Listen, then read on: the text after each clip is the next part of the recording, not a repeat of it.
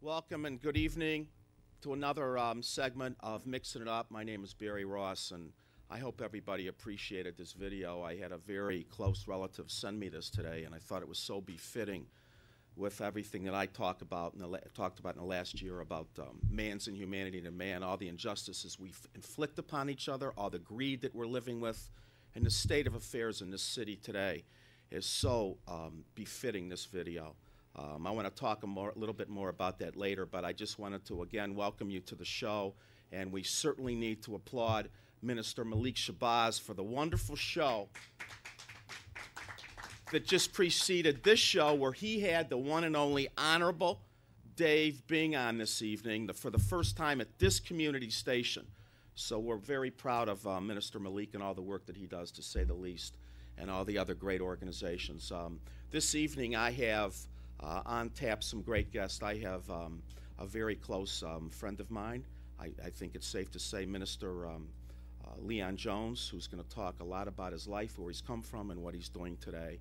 And I also have another close friend of mine, the wonderful Miss Edie Franklin, who wears many hats. She's a real estate broker. She's a representative from a great alternative health product. And she also has a new industry that she's going to present tonight about the alternative energy that's also combined with different, the cable in your home and the phone line and a phone, and tell you how you can get into business for yourself and make a lot of money with hardly a lot of investment on your part to get started in a great new business. And we also have Erica Hill, who is involved in the directorship of the Detroit Circles 2012 to help us in the city get involved in a campaign to re-elect the one and only great President Obama back in office. And hopefully she will be here in a while. So I just want to talk a little bit about, I've talked about my guests, but you have to excuse me because I'm getting older and I don't have the recall that I used to have. But tonight I just want to say thank you to Detroit for allowing my white self to come in and step up into communities and I've been accepted. And I can't say I've been accepted because I'm this great white guy. I've been accepted because of the need in this city to show that we can all work together no matter what our backgrounds are. It doesn't matter. It doesn't matter what your religious beliefs are. It doesn't matter where you come from, how much money you have, how little you have, what side of the tracks you're on. Baby, Detroit needs you. We want the communities to see that we are all working together. Now, I personally go out on the streets when I can, when my business presents itself, to support other organizations, the great Marcus Garvey movement. It takes a village, y'all, and I'm looking to support other great organizations. I also want to thank all the many churches that I have spoken at over the last year I don't want to thank all the participants within the church that have not come out to help us help you support your own communities. You know, I would have to say I've spoken with in the last year maybe 5,000 to 7,000 people in congregations. I think I have 5 men that have come out of all these people. And I guess it's better to have something than nothing. Yeah. All right. My friends always tell me, because I'm green, that let's appreciate the ones that do come instead of criticize the ones that don't come. And maybe if they see enough of us come out often enough, that they will realize that they better too. So we appreciate the fact that you've allowed me to take a part. And you know what? You haven't trusted me. And I didn't want you to trust me. I wanted to show you. I wanted to earn your trust. When I tell you I'm coming out, when I tell you I'm going to do something, I'm there. I don't gossip about you. I'm not going to run you down. I want everyone to see we can all work together. So I appreciate all those that have allowed me. And most importantly, for those that know, the FOI. I am not going to define tonight for you, you know who you are, to allow me to be with you.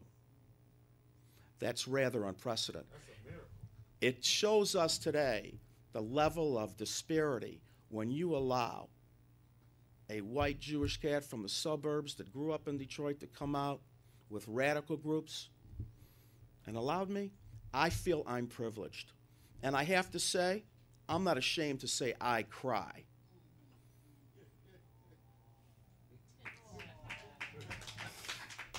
I have cried when I have been accepted. All right. So I appreciate all of you. This is a gratitude thing right now, everybody. Thanks for allowing me. Thanks for giving me this show. I never had any TV experience. And you can tell I'm a little gruff around the edges, but I'm working on it. I want to work with you. Maybe one day the mayor would come on with me. We'll see. We'll see. But my friend, my close friend, Malik Shabazz, I'm so proud of him that he had him on here tonight. And this station, and R.J. Watkins, we applaud you for having this station. And we certainly applaud Hodo, who has spent tireless hours. And I want to tell you, I had a little talk to Hodo tonight, and I realized this man is so devoted to this station succeeding. If we support you, damn it, support the station. That's right. Give back to the station that got you where you are. That's right. Because this is all about truth. Okay, that's enough of my passions, and I was going to be a little easy. I was coming here tonight to thank you. So again, I thank you. And I thank you for putting a little God in my life. Maybe one day I get a little connection like some of my friends have. I want that connection. So without any further delay, I want to introduce, if I may, Minister Leon Jones. It's my pleasure. Thank you so much. I'm glad to be here tonight. And I was just listening to your passion. And we're all put here to make some sort of impact. And believe it or not, you are having an impact. And that's what living is all about, being able to give of yourself. You know, Dr. King said we all can be great because we all can serve. And that's the essence of living is service. And so this TV station, along with yourself and others who are on it, they've demonstrated not only by being in front of a camera, but they've gotten their hands dirty, and they've made the community where they live better. And hopefully will understand that principle of living. I have to say, and I know you're a humble man, to say the least, you're a bit of a sage. You have predicted some things by some organizations that I have bared witness to, and everything that you told me that was going to happen pretty much happened. And you just said, well, let's just wait and see and how things unfold. And everything unfolded the way. So you know I highly respect you. Yeah. And you are not bad to look at. For the ladies out there in the audience, even though he's married, he's a presentable, clean man. Thank you. And obviously you are extremely refined, and you are the epitome of what class is in a man. And I have to say that, and a lot of us today, we don't exude and exemplify, typify what a man really needs to be. And I remember one of my events, how you patiently sat there, very calm. You were about to speak, and I was nervous. You know, I got that white Jewish pushy thing, Malik. Yeah. And I was observing him, and I have learned from you that just I need to chill. Let's go. You and I have talked. Let's go back to your past, if we may. We talked about it. We have, I have permission to go back. Yeah. Let's tell everybody where you have been years ago and where and what you are. I want people to know how change is possible. Well, I'm an ex-offender serving 10 to 15 for armed robbery, and while there I met a gentleman by the name of Robert Evans, who was serving 18 to 40 for second-degree murder. And we began to exude our talents from the Creator, and we started to sing. And I was released on a special parole after 5 years, and his case was overturned. Mind you, we'd never seen each other before, and we said whoever is released first and whoever comes behind that, we will continue what we were doing there. And we formed a group that's known to the world as the Resurrection. And we believe that our lives were resurrected, and we use music as a platform to go around the country in schools, prison institutions, community centers, and to let men and women know that because you make a mistake, your life is not over, and that we all reflect the Creator, and that he built us to win, and being in prison is not winning. You're losing, and you don't have to be. I've learned you don't have to be behind prison walls physically to be in prison. That's right. And there are people who are walking outside, quote, in the free world, who are in prison because they have not discovered who they are in their Creator. And so I think once a man or woman understands that, then life begins to unfold. Until then, we just existing. We're not living. So I've come a long ways, and I credit that to the designer, the one who made me and made me in his image. And so I'm not him, but I reflect him. And that makes a difference. And You so sure do. when we begin to reflect the one who designs us, then we begin to, I guess, have impact in our environment. So that's basically what I've done, and I've been released now some 30 years, and the only way I plan on going back is to visit and to be an inspiration to the men. Yeah. Hopefully everybody can hear their applause. Now we've talked about this. Now I had an epiphany in my life. One day I had a shift in my consciousness. I didn't go to prison. Right. I was on the other. But you started to change a little before you went to prison, right? The seed had been planted somehow. Right. But the good thing is the Creator gives us the power that no other species have, and that is the power to choose. And I think we don't really understand that dynamic. You hear people saying, they made me do it, she made me do it, if she hadn't done this, I wouldn't have done that. Right. But the power to choose is powerful. Yes.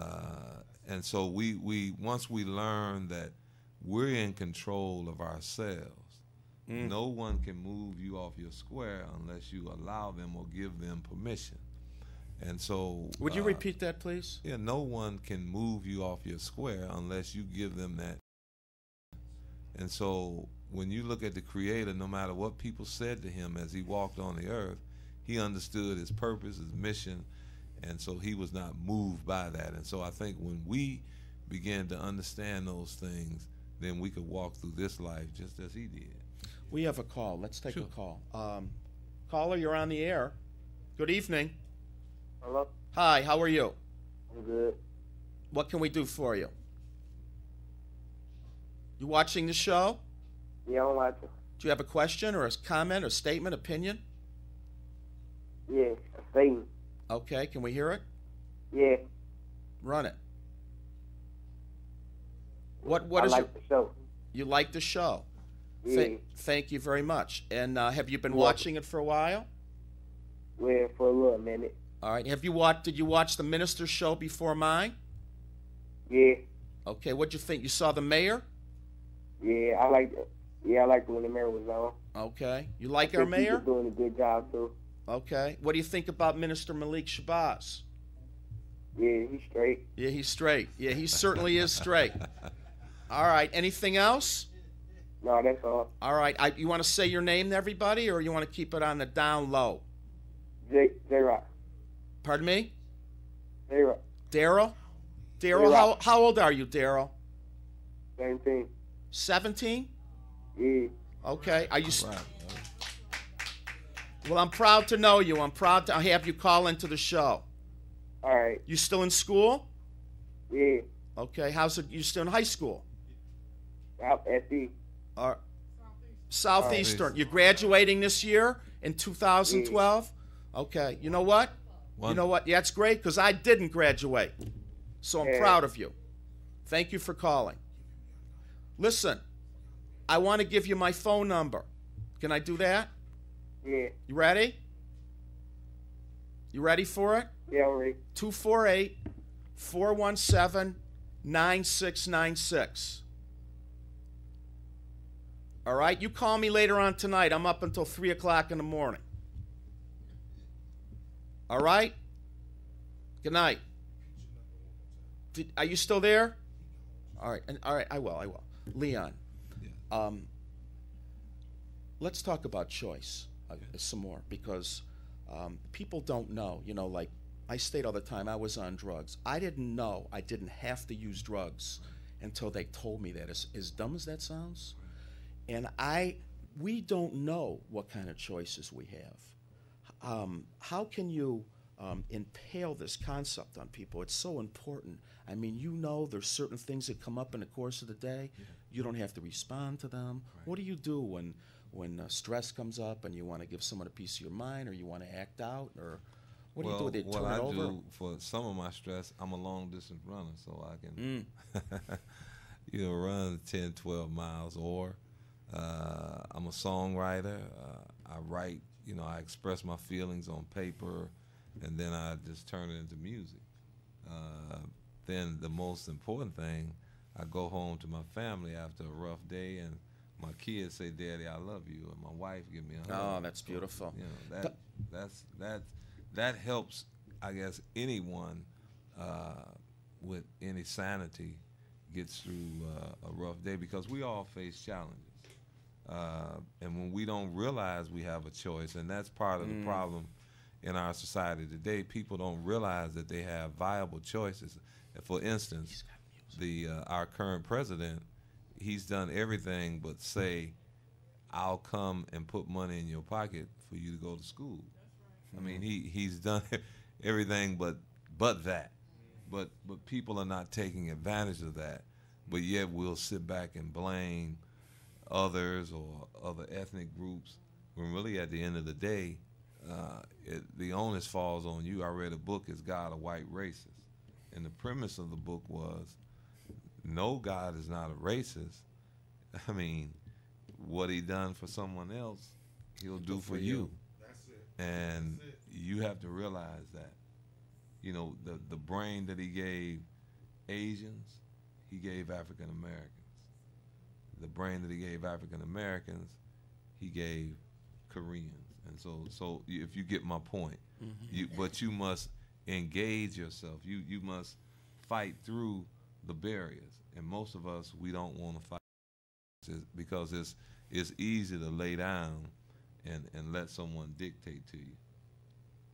And unfortunately, I think in the African community that a lot of youth aren't aware of their culture, and the great philosophers and historians and architects and brain surgeons, and people don't know that brain surgery and surgery was around thousands of years ago. So the pyramid builders. We have a call. Yes. Good evening. You're on the air.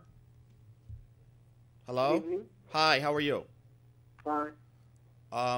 You watching the show? Do you have a question? Yes. Okay. Would you like to ask the question, please? No. Okay. You just wanted to say you're there? You want to say your name? Okay. Well, thank you for calling. We have another call? Okay. Let's talk about accountability, and if we may. Yeah. So taking responsibility, and then going from there. What happens with that? Well, when I'll just use a scenario when one is incarcerated, the other inmates hold you accountable for the least thing, cleaning up your room. They don't want to be locking next to one who is filthy. So you have to be accountable. Cleaning yourself up, hygiene. They don't want to come to the table because in prison, we sit at a table similar to this, but the chairs are glued to the bottom of the pole. So if I haven't taken care of myself, people get up and leave. So there is a grave accountability there. So you learn things, and I'm aware of things that people that's never been incarcerated are, and that is just being focused. Because when you're incarcerated, there are hundreds of people around you, and you can lose your life at the drop of a hat if you're not focused and concentrated on what you're trying to do, because everything moves in a single file and they herd you like cattle. You know, someone can walk up on you and put a shank in you. So you have to be focused. And so I've carried those principles, and I've learned that as over into life, and I've learned that from our current mayor. He and we've done some work in prisons with Prison Fellowship, and he said that his dad taught him about the 5 P's. You know, proper preparation prevents poor presentation. So, let me, if I may, I get to a certain point in my life where I decide I want to change. Now it's my responsibility to make this change. Now I admit that I was wrong.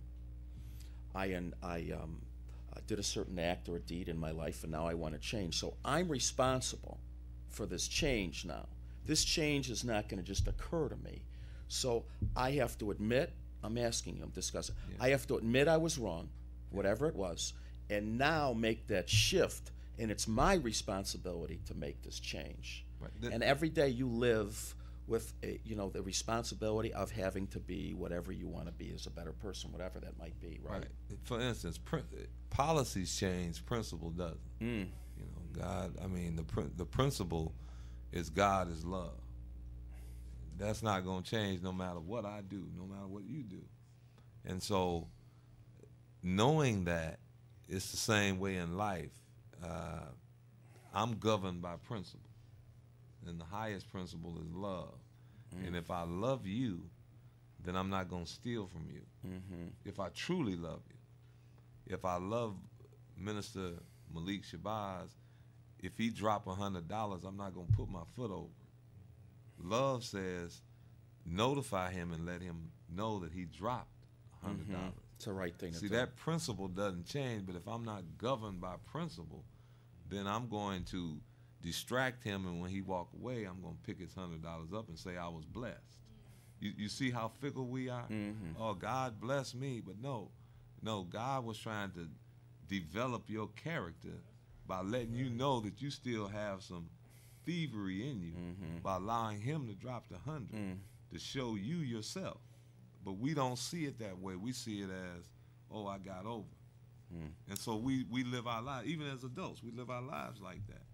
And we end up frustrated at the end of our lives. Let me just ask you, did you bring any music with you? Yeah. Did you give it to the engineer? I certainly did. Okay, we have a call. Yeah. Let's take a call, and then, Jeff, you'll have him play a song in a minute or two. Let's take this call. Good evening, you're on the air. How are you? I'm good. What can we do for you? You have a question, a comment, opinion for my guest? No, yeah, I got a question. Did you call before? I wanted to know what y'all think Dave Bing gonna do to Detroit. You're asking me what about Dave Bing or us?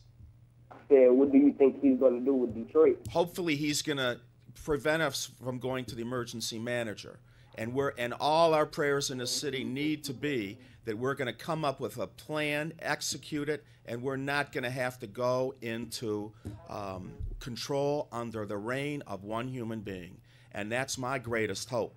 Because if one human being controls this, that means all the contracts go to his people, and our people in this city are going to lose more privileges, more rights. We don't want to see that happen. That's my greatest hope. Okay? Well, I just hope we get better. Yes, thank you very much.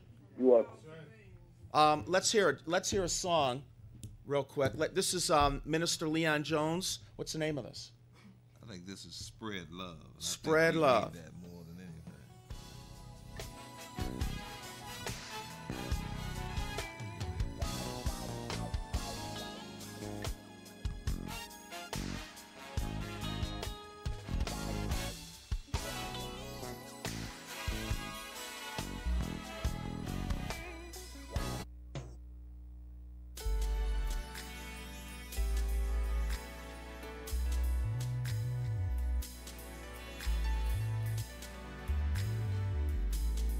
we're getting tonight are rough. No one even knows how I'm feeling. No one even seems like they even care now. A world full of lonely people. There's no way to live.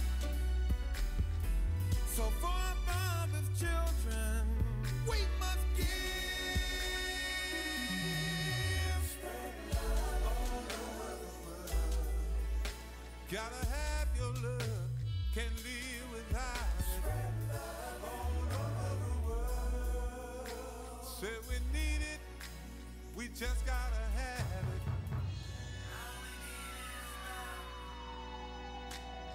Love is kind. Love is patient. Love is merciful. Love is long suffering. Love is not arrogant. Love is God. Let's try to understand one another in a world that's truly hard to understand. Yes, it's hard to understand what someone's feeling. A lonely person needs someone to help them feel, yeah. A world full of lonely people. That's no way to live. Oh, no. So for our father's children, we must give.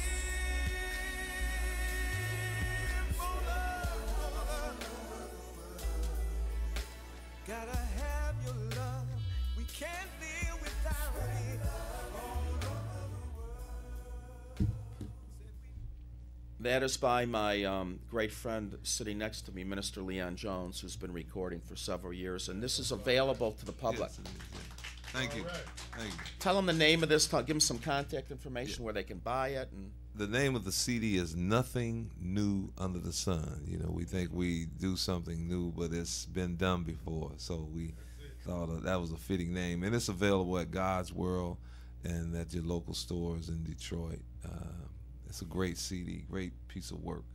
you have a website or you have a contact information? Yeah, phone number? they can contact us at area 313-522-1286. Again, that's 313-522-1286.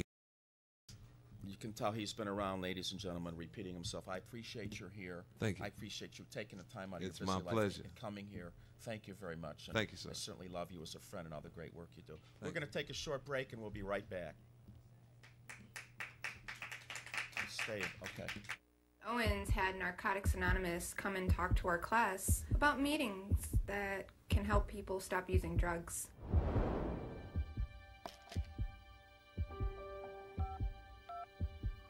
Narcotics Anonymous. Yes, please. Can you help me? Call Narcotics Anonymous. We can help you. We are the faces of Detroit.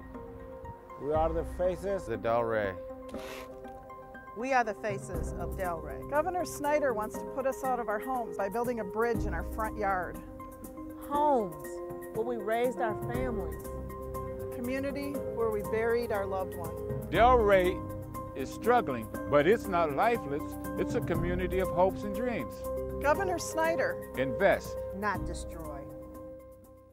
1,000 men's suits. And right now at Sermons, you can buy one and get two free. Not one suit, but two free. Buy one suit, bring two friends. Buy one suit, bring two relatives. Buy one suit, get two free. Bring your pastor, your boss, your teacher. Buy one suit and get two free. Sermons with 90 years of experience, carrying jeans, exotic skin shoes, sets, shirts, leathers, sweaters, everything for the well-dressed man. Buy one suit, get two free. Sermons on Randolph in downtown Detroit. The Brinker Group has been serving clients throughout Metro Detroit since 1989. Our group is comprised of 5 commercial contracting firms that specialize in construction management, general contracting, architectural interiors, flooring, glass and aluminum applications, and electrical installation. For exceptional service at competitive rates, choose the Brinker Group. We build with quality, confidence, and pride. Hey, come on. Man, what is taking so long? Let's play. Just getting a number. Whose number? Narcotics Anonymous. Hey, if you need to talk. No way, it's not for me, it's for my brother. He's constantly wasted. Come on, hoop time. Can you tell me about NA? Call Narcotics Anonymous. We can help you. Back to mixing it up, I just want to let everybody know that if you do not have to use drugs, we talked about choice earlier with my friend Leon Jones. Please call 313-338-1188. There's a way for you to get off drugs, and you don't need to do it alone. I got off drugs. You can do it too. We all can do it together. You can go to support groups and get off crack, heroin, alcohol. Alcohol is a drug, by the way, and anybody can stop using drugs if they want to. 338-1188. And right now I want to introduce everybody to Miss Erica Hill. Thank you very much for coming to the show. Thank you for having me. Erica is the project manager, the director, partner of Detroit Circles 2012. Yes. And I met you a week ago at a community meeting at the Training Center for the Shrine. Yes.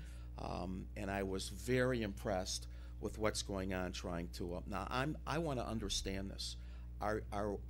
You're putting together these groups, yes, specific groups.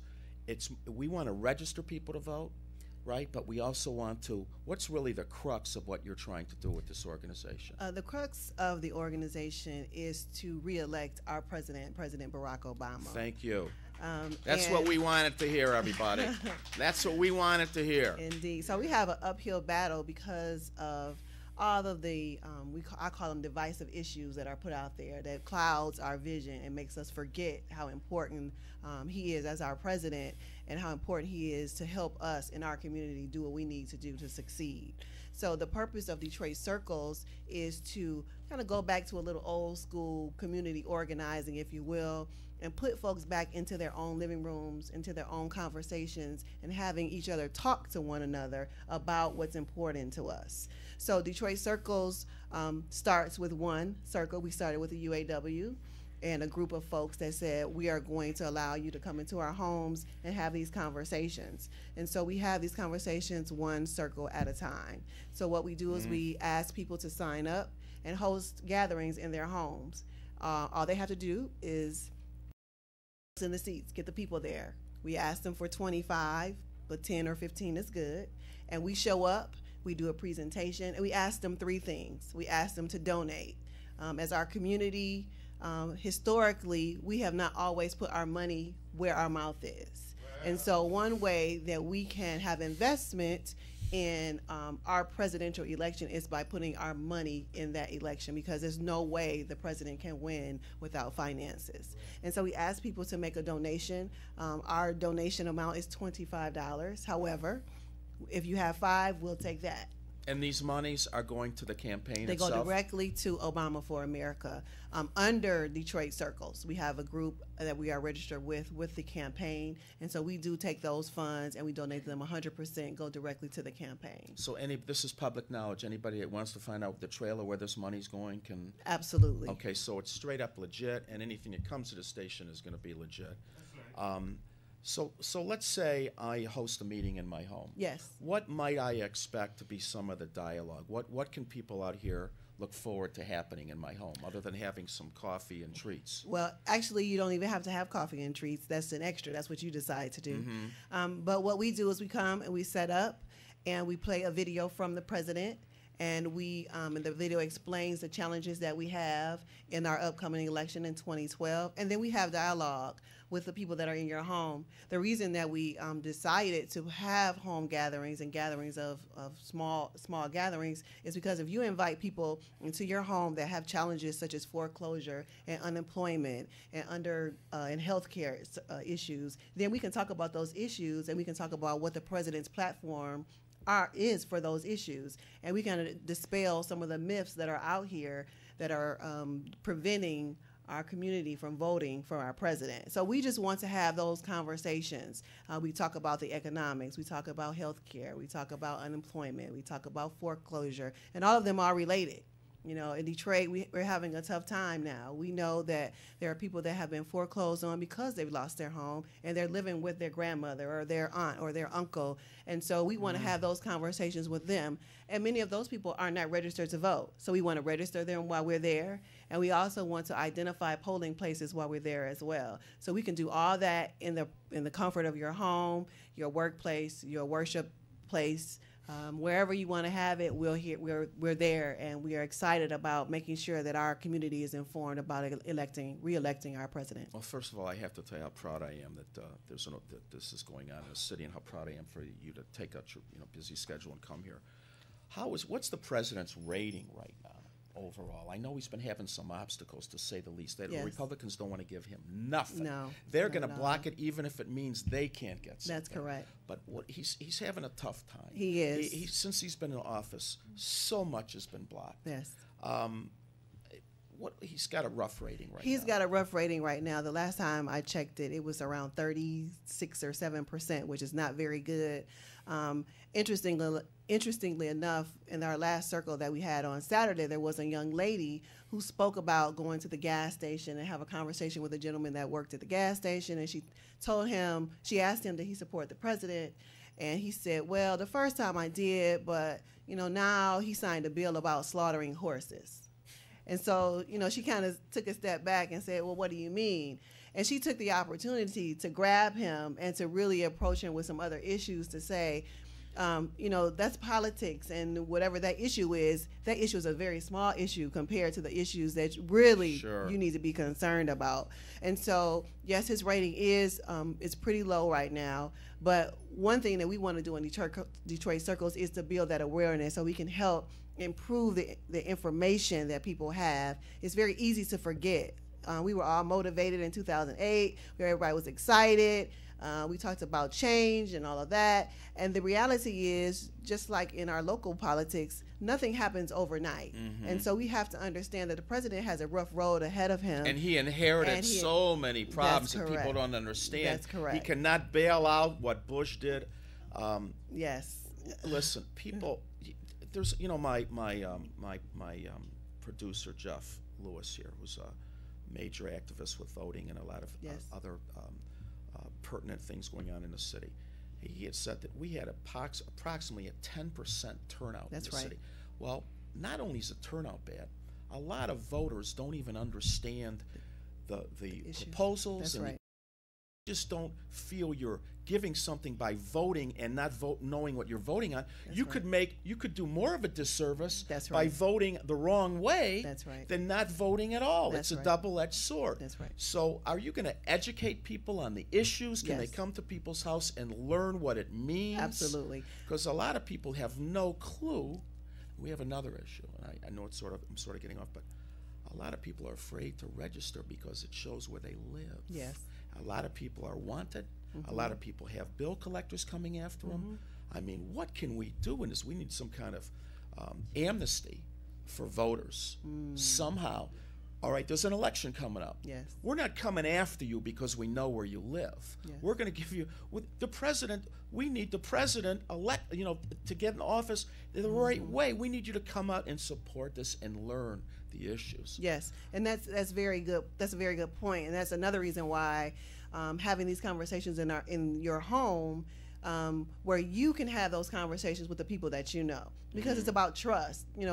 Our community historically, we don't trust because of those issues. We have a lot of issues that we have to survive. We have to do what we have to do. Right. And if I invite people into my home, they trust me, and they're going to come to my home, and they're going to trust what I'm going to tell them. And so the part of our point is to make sure that we're educating our friends, family, young people, co-workers on the issues, on the importance of voting, on the importance of the issues that are important to our community. So definitely, we have a website. It's www.detroitcircles2012.org. Repeat it again slowly. www.detroitcircles2012.org. And on that website, there are links to, you can register to vote. You can find your polling place. You can find out the issues. You can learn about the economics. You can learn about issues that the president has on his platform. We have a lot of educational tools on that website as well, so that people can really understand what the process is and what they need to do to make their voices heard. Now, we want everyone to know that we're not asking you to invite strangers into your home. That's correct. You invite your intimate friends, relatives to your home, and how many people come and from your organization to represent? 3 of us. 3, okay. So and you will facilitate this. We facilitate it. We come an hour early. We set up our computers. We do everything electronically. We set up our computers. We do registration. And then once everyone is registered, we do a small introduction. We allow the host to talk about their experience, and we give them some time to share with their guests why it's important to them to have them in their home and to vote for our president.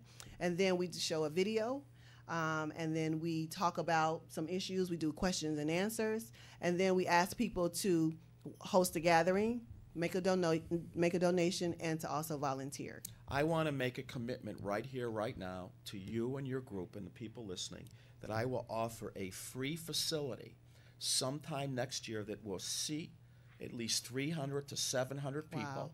And you can run this any way you want. Wow. I already have it. I know I have it. Yes. And all we got to do is get the people there. So you let me know maybe a month, 6 weeks in advance. Sure.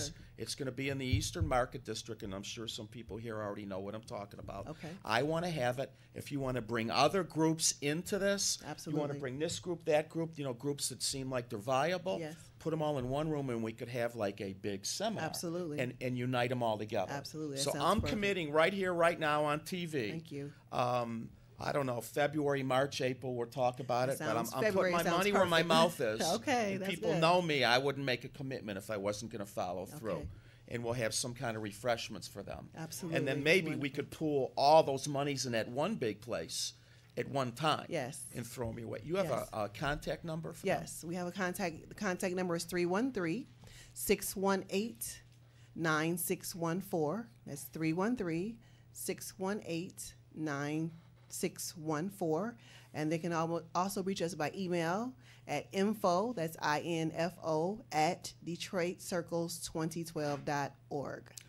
One more thing I just want to bring to the forefront. I've talked about this many times. We have one site for the city of Detroit where everything falls under one heading. Yes. Whether it be for illegal dumping, whether it's acts of violence, whether it's no lights in your neighborhood, whatever act, whether it's government meetings, whether it's events, whether it's organizational, whether it's bills in Lansing, legislature, Congress, it's the official empowerment movement. Okay. You feel free to post anything. You can also go on It Takes a Village, because everybody and their mother's on that every second of the day. Absolutely. And he's here tonight. Yeah, It Takes a Village, y'all. It takes a village. So between there and me, my Facebook, Minister Malik Shabazz's Facebook, the new Marcus Garvey, we have all these different Facebooks. Okay. We'll do whatever we can. Okay. So I appreciate you coming Thank here. you. And we're looking forward to everybody getting involved and bringing Obama back. Don't worry that things aren't getting done. They'll get more done next time. You got to be patient. It took a long time for this country to get gangstered and screwed over by the previous administrations. We're going to hook it back up. That's right. All right? Yeah. Let's take a break. We'll be right back. We are Thank the you. faces of Detroit. We are the faces of Delray. We are the faces of Delray. Governor Snyder wants to put us out of our homes by building a bridge in our front yard. Homes where we raised our families. A community where we buried our loved one. Delray is struggling, but it's not lifeless. It's a community of hopes and dreams. Governor Snyder. Invest. Not destroy. 1,000 men's suits. And right now at Sermons, you can buy one and get 2 free. Not 1 suit, but 2 free. Buy 1 suit, bring 2 friends. Buy 1 suit, bring 2 relatives. Buy 1 suit, get 2 free. Bring your pastor, your boss, your teacher. Buy 1 suit and get 2 free. Sermons with 90 years of experience, carrying jeans, exotic skin shoes, sets, shirts, leathers, sweaters, everything for the well-dressed man. Buy 1 suit, get 2 free. Sermons on Randolph in downtown Detroit. Unbelievable, but we're back again. This is Mixing It Up, and my name is Barry Ross, and I happen to be affiliated with Sermon's Clothes downtown Detroit, where every suit is a righteous suit, where every suit is buy one, get two free. That's right. 94 years in business, we must be doing something right. We got 800 suits in stock. We can fit the little man to a man bigger than Malik Shabazz, believe it or not. There are some men in Detroit that are bigger than Minister Malik Shabazz. We go up to 64 long. Right now, we have a very important guest. Not as if not everyone else has been important tonight, but I want to bring out my close friend for over 30 years. We actually got fixed up on a blind date, Edie. 30-some years ago. And what a blind date that was, I have to tell you. I have to tell you what a blind date that was, Edie. One day we'll talk about that. Edie Franklin, how are you? Hi, a pleasure to be here, Barry. Edie wears so many hats, she can't fit them all on her head. Edie is a realtor. Edie has an alternative healthline product company that she represents.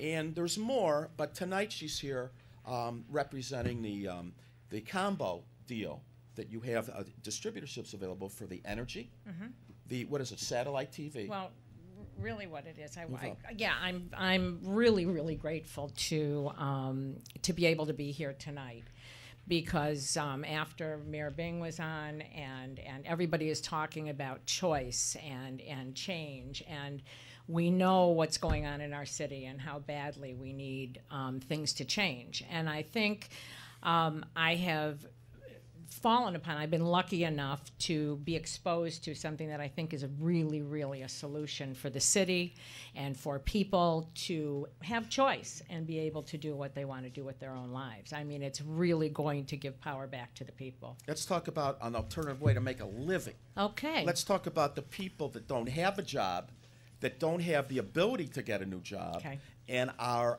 at the forefront of losing their home, their car, can't feed their families. You have an alternative way for them to take care of themselves, to make a living, that's not that expensive. Well, it doesn't. Well, let me explain to you what it is. Tonight, I really wanted to talk not only about that, which is we're opening up an entrepreneurial university in Southfield, which is we're going to open it up January 1. And to teach people how to take care of themselves and how to build a business, okay?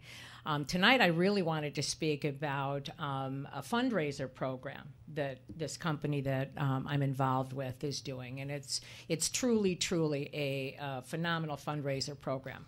I represent a company out of Toronto, Canada. It's called Just Energy.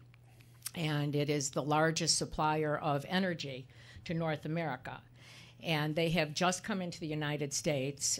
We're now in 19 states here in the United States, but they're doing a fundraiser program for churches, 501c3s, sororities, and PTAs, all of the places that have been exposed to different kinds of fundraisers that don't really raise funds. They are asking people to spend money that they don't have. We're in a recession.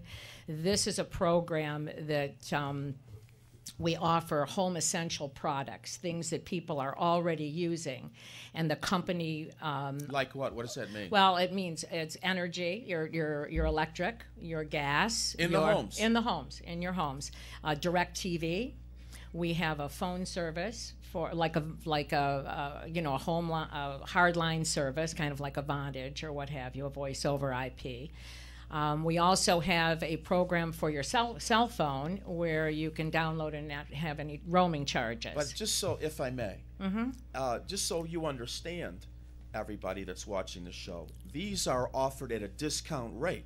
You're offering energy for less money than I'm paying at home. Am I correct? It could be either the same or less than, but the benefit of this being a true fundraiser for your church is that our company will give the church, for every energy customer in your congregation, let's say you have 1,000 people in your congregation, or 500 or 300 or whatever it is, every person, we talk about choice today.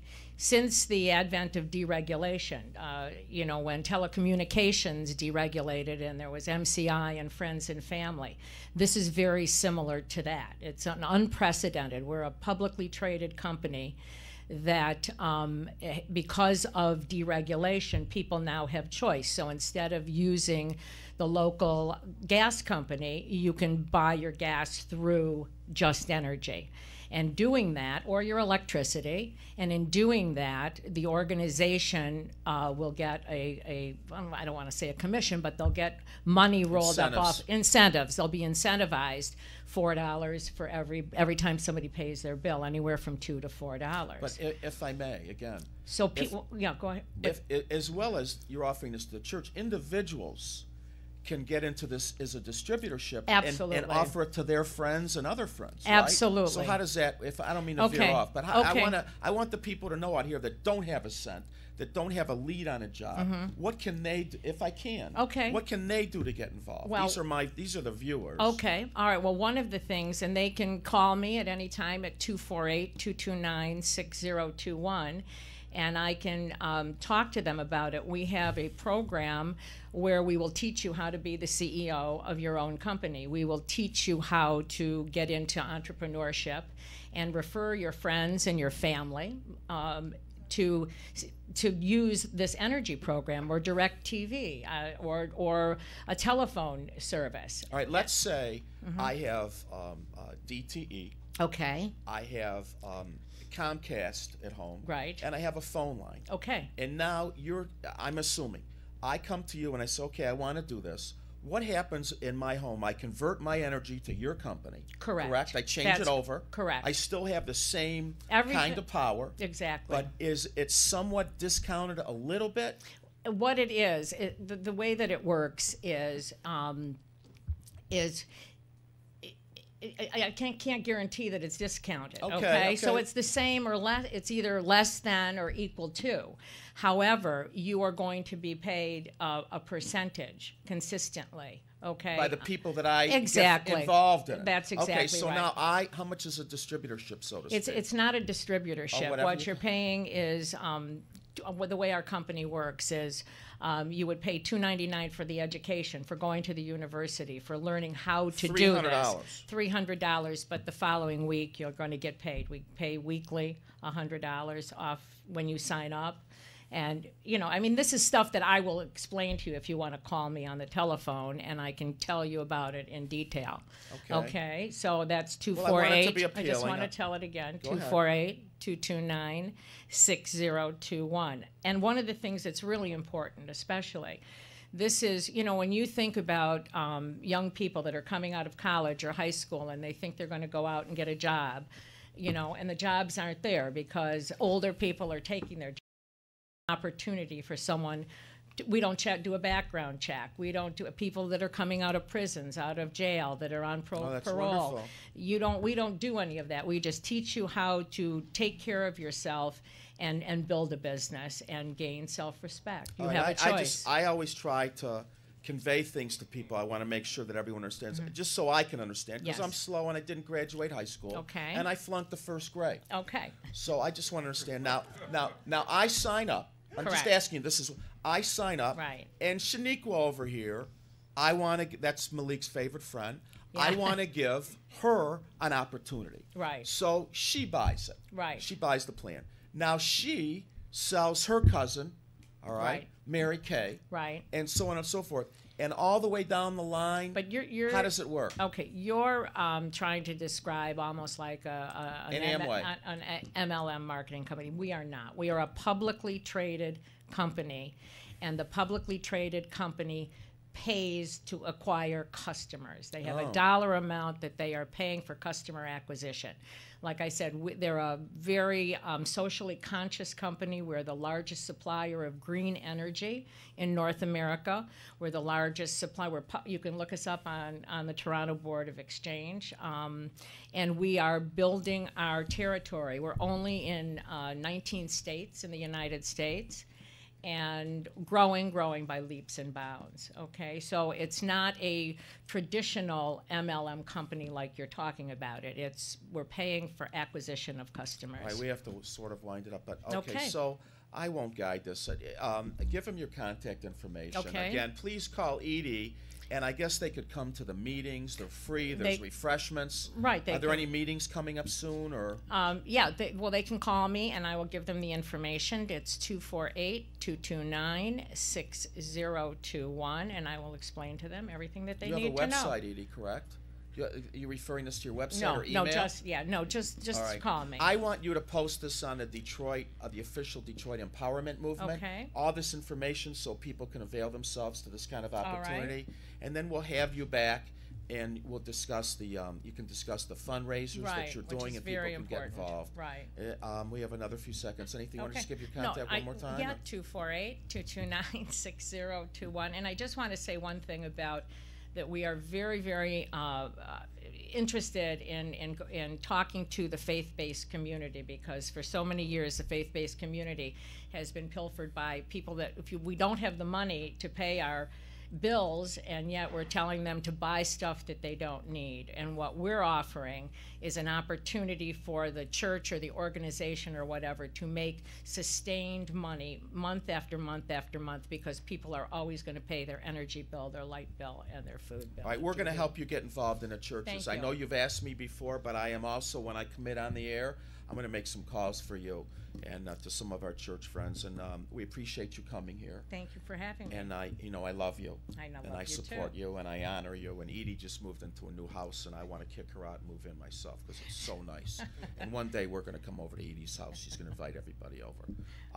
She's got food. All right, we'll be right back. We'll take a short break, and it takes a village. Robert Robinson will be back with you. Thank you, Edie. Thank you. You going to stay or you want to go? Okay. We are the faces of Detroit. We are the faces of Delray. We are the faces of Delray. Governor Snyder wants to put us out of our homes by building a bridge in our front yard. Homes where we raised our families. A community where we buried our loved one. Delray is struggling, but it's not lifeless. It's a community of hopes and dreams. Governor Snyder. Invest, not destroy. 1,000 men's suits. And right now at Sermons, you can buy one and get two free. Not one suit, but two free. Buy one suit, bring two friends. Buy one suit, bring two relatives. Buy one suit, get two free. Bring your pastor, your boss, your teacher. Buy one suit and get two free. Sermons with 90 years of experience, carrying jeans, exotic skin shoes, sets, shirts, leathers, sweaters, everything for the well-dressed man. Buy one suit, get two free. Sermons on Randolph in downtown Detroit. The Brinker Group has been serving clients throughout Metro Detroit since 1989. Our group is comprised of 5 commercial contracting firms that specialize in construction management, general contracting, architectural interiors, flooring, glass and aluminum applications, and electrical installation. Exceptional service at competitive rates. Choose the Brinker Group. We build with quality, confidence, and pride.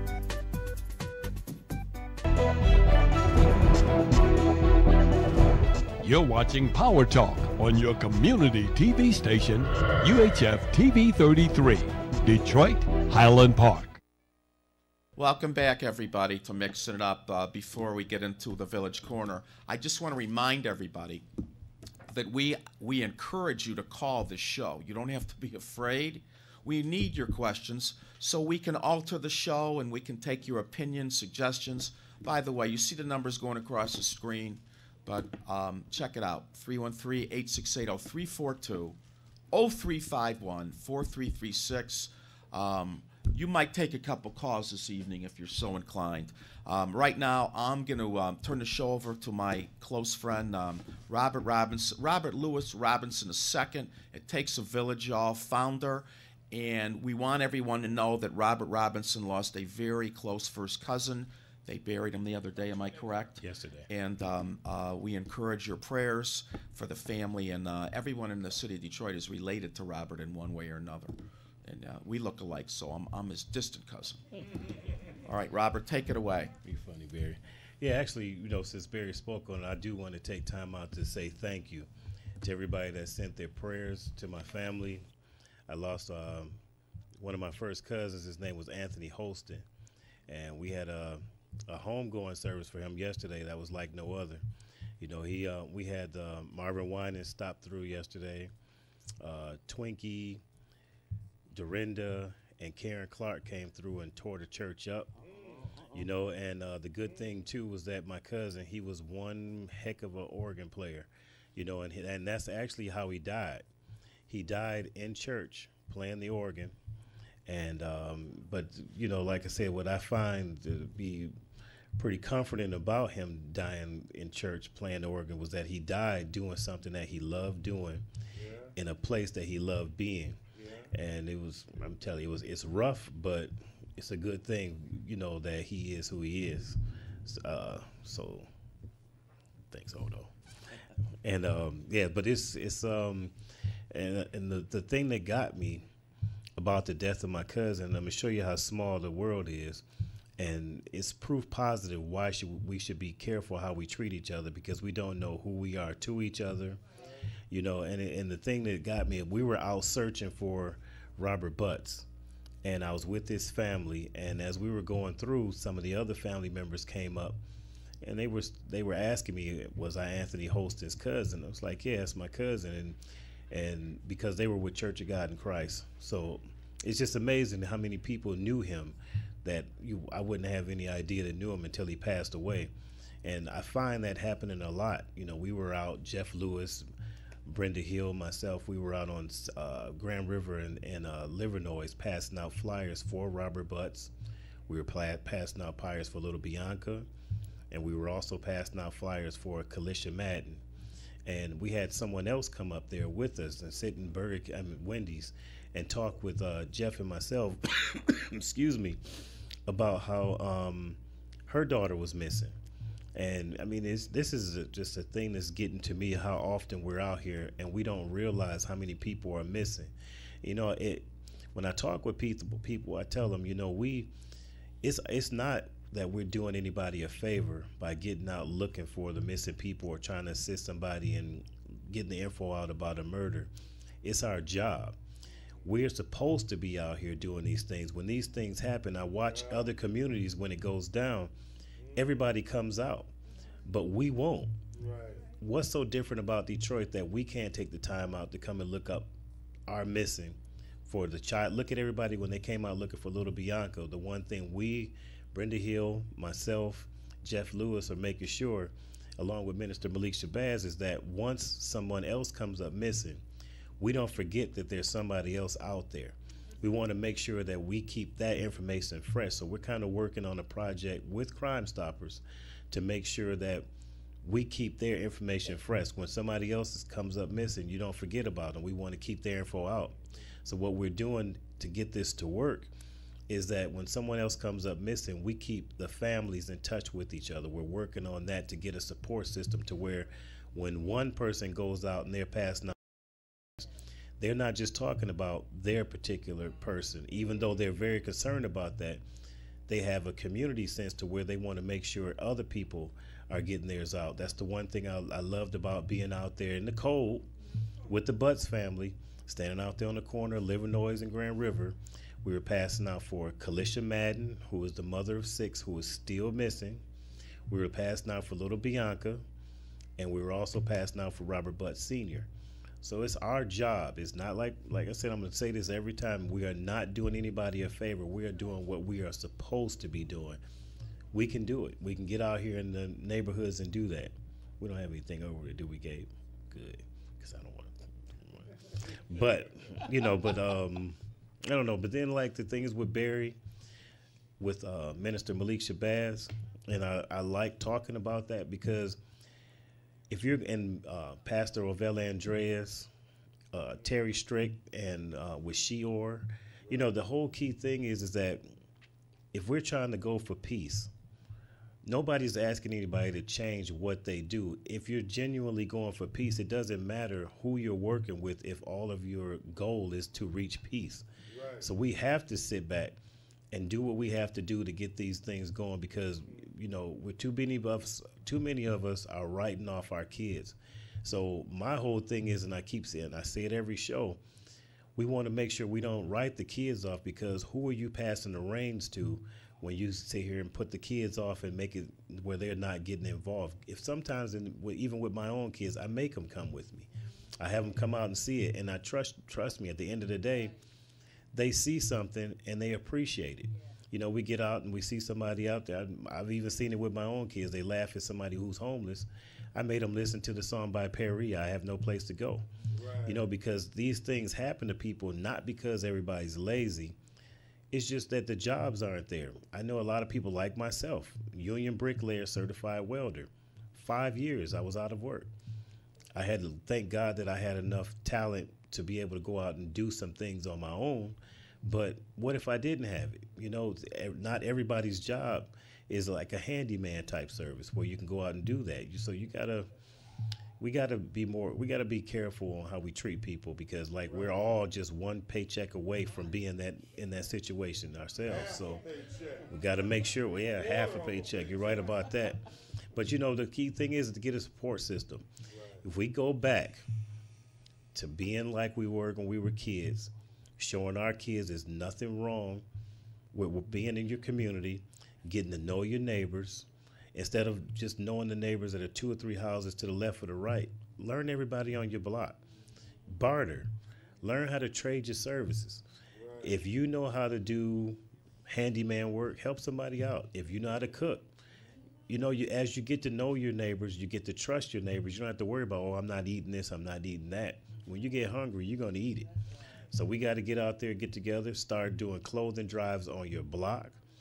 I was talking with a young man at the NAACP event that Minister Malik Shabazz so eloquently spoke at, that he goes to Cass Tech, and we were talking, and everybody thinks of Cass Tech as being this really big school with all the rich people in it or whatever. Yeah, whatever, Barry.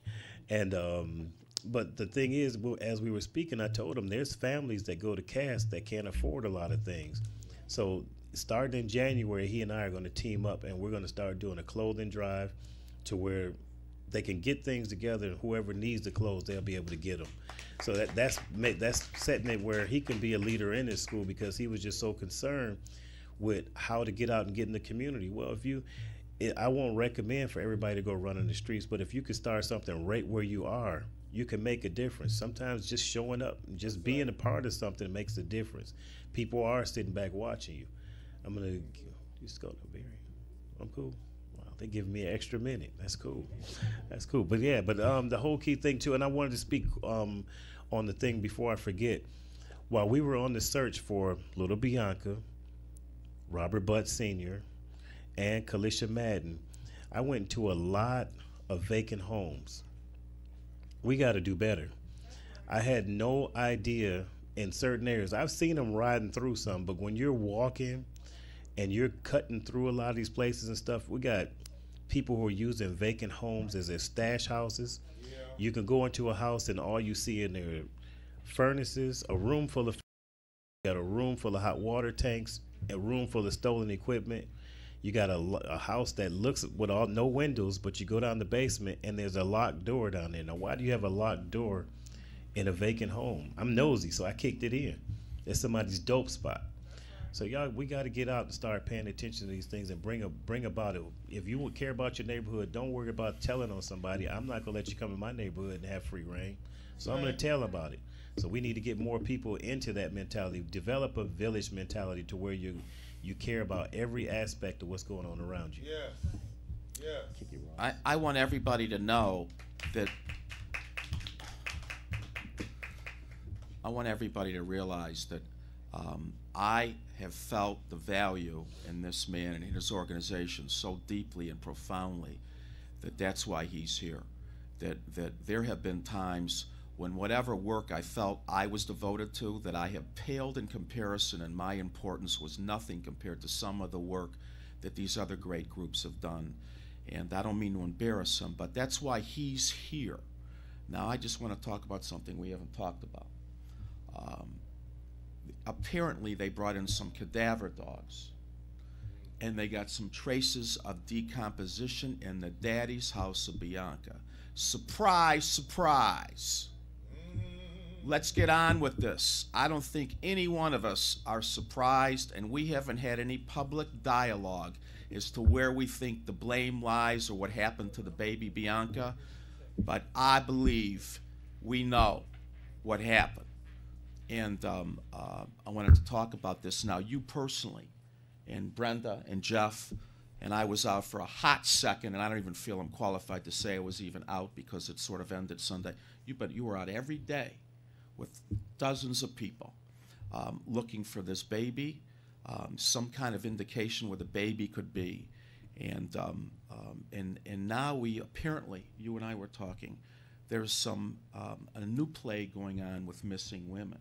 Oh, yeah, that's And, right. and, that's and right. we have a new old issue going on where women are being picked up and taken away from their spots on the street and some of them being put to work. Well, you don't even have to be a lady of the streets. You can just be somebody walking down the street, and women are being snatched. And it's not being spoken on much, but we're going to bring it to everybody's attention, and they're being made to be sex slaves. Now, we had one person while we were out that came up to us to tell us that their child was missing. They don't always sit back and wait on the police, which I don't blame them. My child comes up missing, I'm on the spot, and I'll call the police while I'm heading that way. But the thing was that they found out where her last phone call came from, which was she's from Detroit. Her phone call was in Auburn Hills. They went out to Auburn Hills, and they got there 2 hours too late. She had already left, and they were at the subway, and the subway guy said that he knew something was wrong because how the girl had acted, how she was acting. What she did was the two guys she was with asked her what did she want to eat. She just sat there. She stood there with her arms folded, to the point where they got angry and they placed her order for her and told her what she was going to eat. While they were doing this, while they were making her order, he got on the phone and he said that he was going to take her over to Tyerman in Wyoming. The alleged abductor. Right. Mhm. But she can't do anything. She's got two big guys here that's keeping her from going any places. The point I want to make with this, if you see something and you think is wrong, even if you make a mistake, I'd rather you assume it's wrong and get involved with it, because what if somebody would have stepped up and saw that she didn't want to eat that sandwich, she didn't want to be there, and they're having these weird conversations or whatever, and just, I mean, it's not for everybody. And I'm going to be honest about that, because even going into these vacant homes and stuff is not for everybody. But if you step up, call the police or something, call somebody, or even ask the girl if she's okay. Try to start something with her. Maybe she'll give you a sign to where you can call the police or something to get them involved. Or if you feel like you don't want to step up to somebody, because I'm going to be honest, I won't ask anybody to do that. It won't hurt to write down that license plate number, because we got to get more involved with things going on in our neighborhood. And it really hurt me to see and to hear a lot of these things that are going on, because just what happened to Mom, and I was going to ask her to come here tonight, but due to the time, I set up for next week. Of this new girl that got taken. Well, no, this is of the one who, of the godmother of her was beaten, raped repeatedly right on Grand River in a van. And this was some years back, though. And she's going around mentoring other young people about it. Her and her best friend were in the van. If I mess up on this, just help me with it. They were in the van. Well, I take this back. She was at a bus stop, and the guy came over and bust her and her friend upside the head with a car jack. Drugged them both into the van. The panels were gone, and they raped them repeatedly. And he showed her pictures of other people that he killed. And his friend, scare her. Yeah, to scare. But his friend, the rapist friend, told the ladies, "Hey, y'all need to get out of here because he's going to kill you." And the girl, I guess when the guy came back, she bust his head through the side window, and he went around and he started stabbing her friend. Now they're nude. He started stabbing her friend, and after he stabbed her, he came around and started stabbing her. She showed us the wounds, and she ended up somehow getting away, pulling her friend. They got away, and they ran through the streets nude. She said no one would help them. They went door to door, banging on the door. Nobody would help them. She said they were bloody. She said, now I'm just going to use her words. She said she went to the house of a little white lady who had dogs in her yard. She'd rather take the chance to get bitten by the dogs than have the guy come after her. So she opened the gate up. But she said somehow miraculously the dogs didn't come after her. They chased the guy away. So when she went on the porch, she banged on the door, and the little lady let her in, and her son brought her a sheet. Now this, I forgot how many years ago she said this was, but she said up until the point where the lady died a couple of years ago, she never forgot the lady, and she went over there every Christmas. Now I'm gonna have her come next week. I'll talk with her, see if she wants to talk about it on the air, but I'm gonna ask her if she would come next week, because her story was just that deep. But the sad thing about it is, as hard as that was to listen to, things like this are happening every day. How long are we gonna sit back and allow things like this to happen? Let me just say something. When are we gonna step up to the plate? I just want to say, everybody, that the women, you need to be aware of your surroundings. At all times. At all times. If something suspicious looks like it could go down around you, or a vehicle is pulling up, you need to watch what's going on and run in and scream and get some help. Right. And is there a description of this one lady that's missing? What was it, in Auburn? Where was she taken from? She was taken from Detroit, and she was last seen in Auburn Hills. All right, do you have a description of her? I do. It's in the car. I forgot to. Could you describe her though at all, or no? Really. Okay. I got so many different cases in my head right now. This is a new plague going around in these cities. It's not everybody. a new plague. It's more common right now going on that women are being abducted. Women, ladies, men, you need to watch out where you're at all times. If you're in an isolated area, don't be there at dark. Watch out. Vehicles pulling up to you on the street. If they want to ask you a question, don't answer. Don't trust anybody anymore that you do not know. Don't walk up to a vehicle when they want to ask you something on the street. Don't trust them. This is how. Yeah. What's that? If they bump your car. Yeah, if they bump your car on a street, on an isolated street, don't get out. It could be a setup. We need to be aware of what's going on all the time. Don't fall prey to these men out there that want to take you away. We need to stop this, but we got to nip it in the bud. Be aware of your surroundings. It's not just men you got to watch out for either. You got to watch out for the women too. Yeah, they could be setting you up for the men. All right, listen, we have to go. This is Robert Louis Robinson II from It Takes a Village, y'all. We want to thank our guests, Erica Hill from Circle Detroit 2012. And we want to thank Edie Franklin. And I want to thank Hodo, Jeff Lewis, Malik Shabazz for his great show tonight, and our engineer Hodo, and R.J. Watkins, get well soon. And Gabriel Kenyatta, who's invaluable to the station. And we appreciate you and everything that you do for everybody, Gabe. And peace, everybody. We'll see you next week. So until then, watch what you're doing, watch where you go, and stay safe.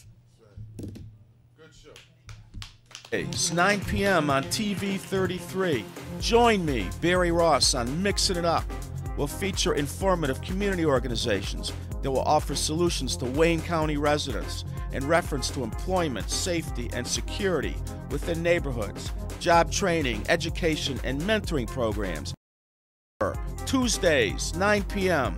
Join me, Barry Ross, Mixing It Up on TV 33.